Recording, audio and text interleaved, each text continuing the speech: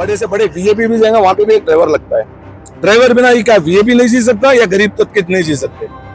बस कोई भी आज तक हिंदुस्तान में कानून नहीं बना कि ड्राइवरों की हित में ड्राइवरों का एक्सीडेंट होता है वो तो उसके प्रीमियर में जो ये इंश्योरेंस बनता है वो देता है, सरकार तो कुछ नहीं देती है। बस खाने के लिए पैसा नहीं देता, एंट्री फीस बोल के 1200 रुपए लेते।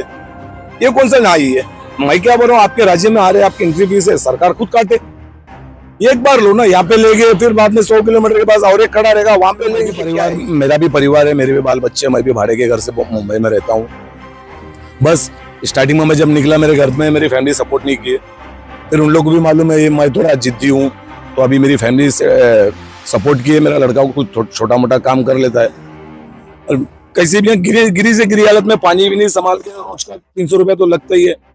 कभी कोई पब्लिक खिला देता, कभी कोई ढाबा वाला पैसा नहीं लेता, कभी अपने पैसे से खा लेते। कल तो मेरे पास पैसा नहीं था तो रात में खा भी नहीं पाया मैं, और वापस मेरा दोस्त ने कुछ डाला 500 रुपया अकाउंट में, तो सुबह नाश्ता कर लिया। कुछ ना कुछ चलते रहता है।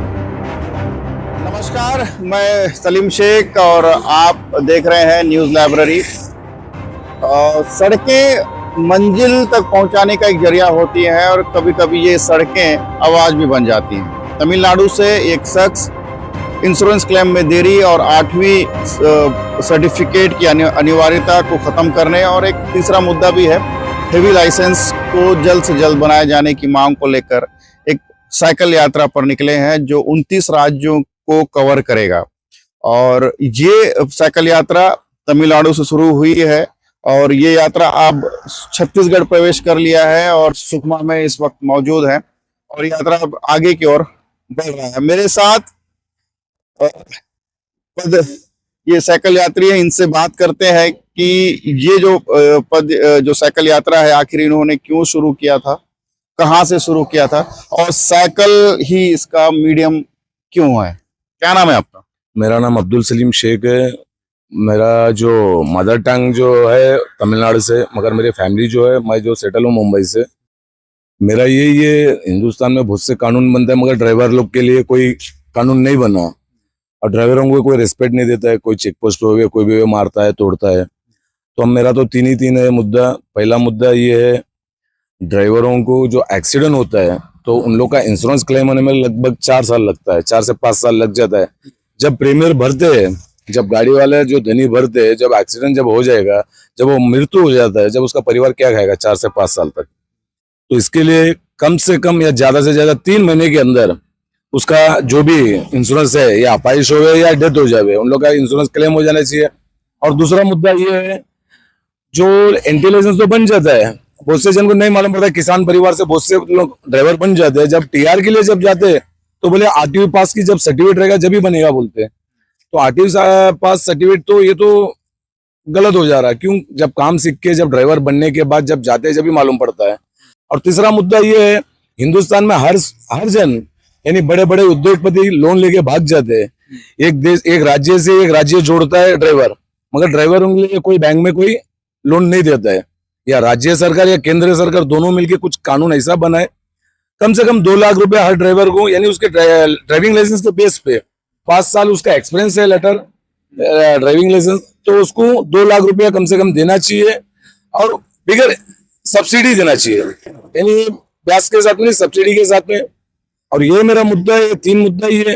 और दूसरी बात है ना, ये जो कानून जो पास होएगा, राज्य सरकार रहे या रूलिंग पार्टी रहे, विपक्ष रहे या सेंट्रल गवर्नमेंट में रहे, हर विपक्ष का नेता, हर रूलिंग पार्टी मिलके ड्राइवरों के लिए एक बहुत बड़ी मेहरबानी होगी आप कर देंगे तो। क्यों? ड्राइवरों की जो आज के जो स्थिति है बहुत बुरा है।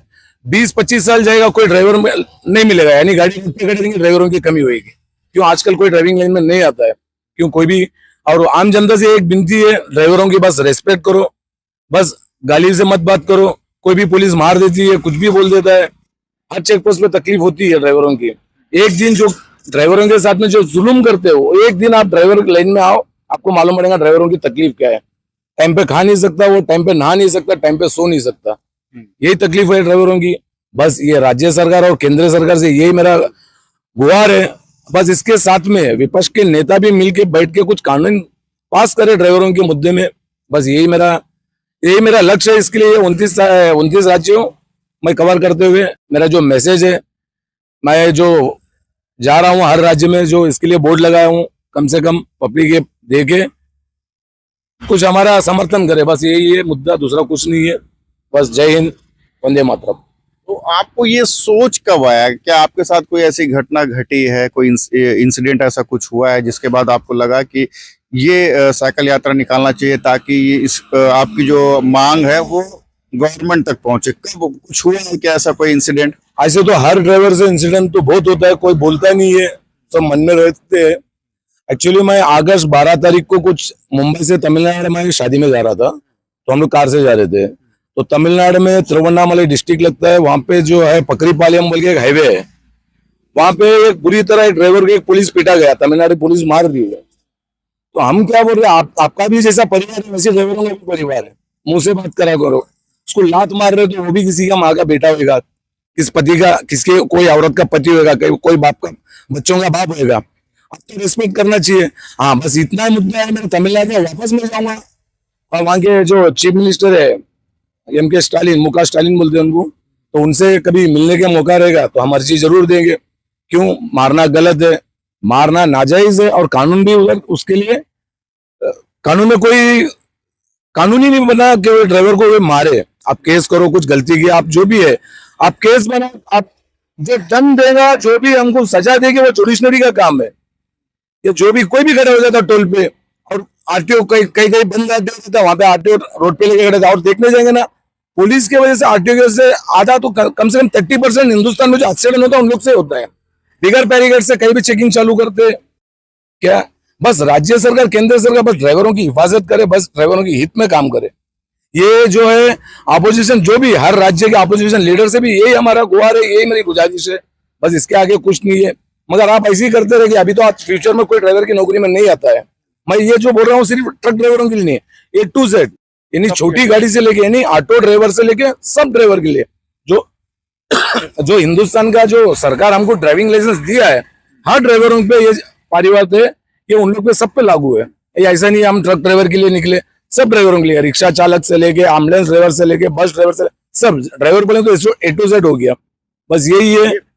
आपको कोई ऐसे लोग मिले हैं जिनका लाइसेंस इंश्योरेंस क्लेम में देरी हुई हो, या जो लाइसेंस नहीं बना हो, या 8 सर्टिफिकेट, जो 8वीं क्लास के सर्टिफिकेट आप जो बोल रहे हैं, जो 2015 के बाद उसको कंपलसरी करना चाहिए, तो ऐसे कोई लोग मिले होंगे जिसके बाद आपको ये लगा कि ये सब करना चाहिए? नहीं, इसका जो देखने जाएंगे ना, अभी मेरे दोस्त लोग बहुत है, उन लोग के साथ में हो रहा है। इंश्योरेंस की देरी तो मेरे साथ में खुद हुआ है। अक्टूबर 2000, हाँ 4 तारीख अक्टूबर था 2003 में मेरा खुद एक्सीडेंट हुआ था तमिलनाडु में। मेरा इंश्योरेंस क्लेम होने में लगभग बोलेगा तो मेरा जो लेफ्ट हैंड है, जो है 3 जगह जो है ये फ्रैक्चर हुआ, और मेरा इंश्योरेंस जो क्लेम होने में कम से कम 4 से 4.5 साल लगा। और इसमें और एक क्या करते हैं, जो लॉयर रहते हैं वो टाइम पे इलाज के लिए पैसा दे देते, फिर इंटरेस्ट मार के जो क्लेम होता है उसमें आधा पैसा तो हम लोग लेके चले जाते हैं। क्या इसके लिए जो भी एक्सीडेंट होता है वो सरकारी वकील रहे, ड्राइवरों से कोई भी जो वकील लूट मार करते वो भी ना होवे। क्यों, जब 2 लाख रुपए इंश्योरेंस क्लेम होता है तो पहले इलाज पाने के लिए 5-10 हजार रुपए दे देते, फिर बाद में मालूम पड़ता 4-4.5 साल के बाद उसका इंश्योरेंस, यानी जो पैसा दिया उसका ब्याज के साथ नहीं लेते उन लोग। क्यों, जो इंश्योरेंस का जो पेमेंट जब क्लियर होता है बिगर वकील से हम नहीं निकाल सकते, तो उन लोग के अकाउंट में लेते, फिर काट के हमको देते। ये भी नहीं होना चाहिए, बस यही मांग है। तो अब तक कितने स्टेट्स आपने कवर कर लिए हैं? अभी समझ लो, पहला तमिलनाडु, तेलंगाना, सॉरी आंध्र प्रदेश, तेलंगाना, अभी तो छत्तीसगढ़ में है। अब छत्तीसगढ़ के बाद उड़ीसा जाएंगे। कितने दिन हो गए अभी तक यात्रा किया? वैसा तो मैं तो 15 अगस्त यानी 16 अगस्त को चालू किया, यानी हमारा देश आजाद के दूसरे दिन। तो रास्ते में मेरे को कुछ तकलीफ थी, तो 17 दिन मैं नहीं चला पाया क्योंकि कुछ बीमार हो गया था, मेरी कुछ हालत खराब थी। तो उसके बाद मैं वो टाइम पे मैं आतंकी में मेरा साइकिल छोड़ा, यानी आंध्र प्रदेश में मेरी तबीयत खराब हो गई थी आतंकी में, वहां पे साइकिल छोड़ा और वो टाइम पे मेरी साइकिल भी खराब हो गए थे।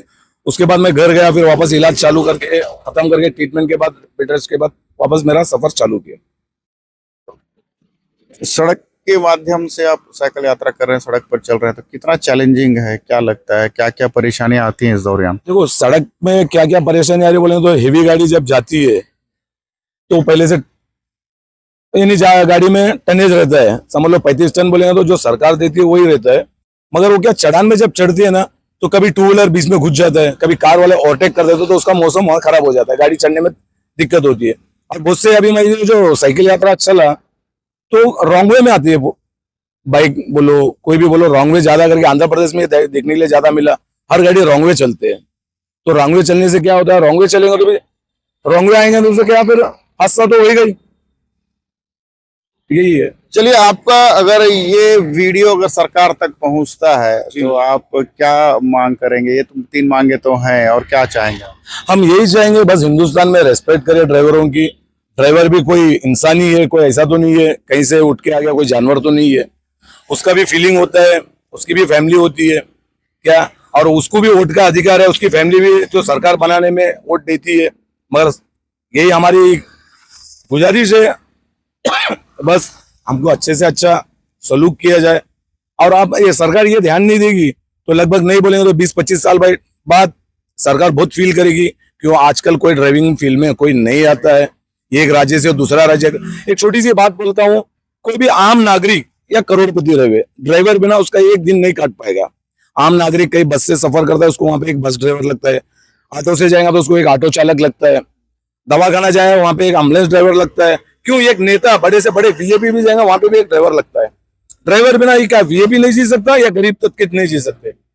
बस कोई भी आज तक हिंदुस्तान में कानून नहीं बना कि ड्राइवरों के हित में, ड्राइवरों का एक्सीडेंट होता है वो तो उसके प्रीमियर में जो ये इंश्योरेंस बनता है वो देता है, सरकार तो कुछ नहीं देती है, कुछ नहीं देती है, 1 रुपया नहीं देती है, और वो देती है प्राइवेट कंपनी, उसमें भी 4 साल लगा देती है। तो बस इतना ही है। बस सरकार को तो कुछ बुरा भला तो नहीं बोलूंगा, मगर सरकार ध्यान देवे, जो भी राज्य के मुख्यमंत्री है बस सरकार वो राज्य के ड्राइवरों पे ध्यान दो। बस वहां पे जो गुंडागर्दी जो करते हैं, नाम तो नहीं बोलना चाहूंगा, समझ जाएंगे सरकार को, ये गुंडागर्दी बंद होना चाहिए। क्यों? किसी के पास खाने के लिए पैसा नहीं रहता, एंट्री फीस बोल के 1200 रुपए लेते, ये कौन सा न्याय है? मैं क्या बोल रहा हूँ, आपके राज्य में आ रहे आपकी एंट्री फीस है, सरकार खुद काटे। एक बार लो ना, यहाँ पे ले गए, फिर बाद में 100 किलोमीटर के पास और एक खड़ा रहेगा, वहां पे लेंगे, क्या है ये? अब साइकिल यात्रा कर रहे हैं, इंतजाम खाने पीने का कैसे कर रहे हैं? खाने पीने में मैं भी परिवार, मेरा भी परिवार है, मेरे भी बाल बच्चे, मैं भी भाड़े के घर से मुंबई में रहता हूँ। बस स्टार्टिंग में मैं जब निकला मेरे घर में मेरी फैमिली सपोर्ट नहीं किए, फिर उन लोग को भी मालूम है मैं थोड़ा जिद्दी हूँ, तो अभी मेरी फैमिली से सपोर्ट किए। मेरा लड़का को कुछ छोटा मोटा काम कर लेता है, और कैसे भी गिरी से गिरी हालत में पानी भी नहीं संभाल के रोज का 300 रुपया तो लगता ही है। कभी कोई पब्लिक खिला देता, कभी कोई ढाबा वाला पैसा नहीं लेता, कभी अपने पैसे से खा लेते। कल तो मेरे पास पैसा नहीं था तो रात में खा भी नहीं पाया मैं।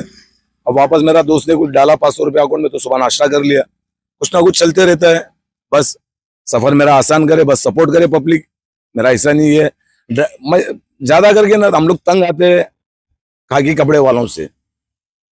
मैं तो वो तो बोलना नहीं चाहूंगा, ये डिपार्टमेंट खाकी कपड़ों से बहुत परेशान है। खाकी वर्दी बोले तो एक ही वर्दी नहीं है, उसमें बहुत से वर्दी भी आ जाती है ड्राइवरों की लाइन में। ये लोग बहुत तंग करते हैं। और मेन बात क्या मालूम क्या, जो गवर्नमेंट का स्टाफ नहीं रहता वो डंडा लेके सीधा माँ बहन पे गाली, सीधा मारने का, कांच तोड़ देने का, ये कौन सा न्याय है?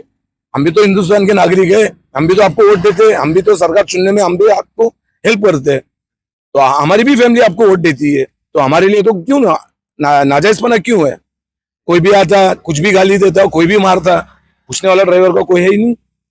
कोई सरकार, राज्य सरकार है, केंद्रीय सरकार है, ध्यान देवे, बस विपक्ष का नेता भी ध्यान देवे, ये कानून पास करने में विपक्ष के नेता भी, उन लोगों का भी सहयोग रहे, बस यही था। चलिए, आपका जो जिद है वो कई लोगों को इस साइकिल यात्रा की आपको बहुत बहुत शुभकामनाएं।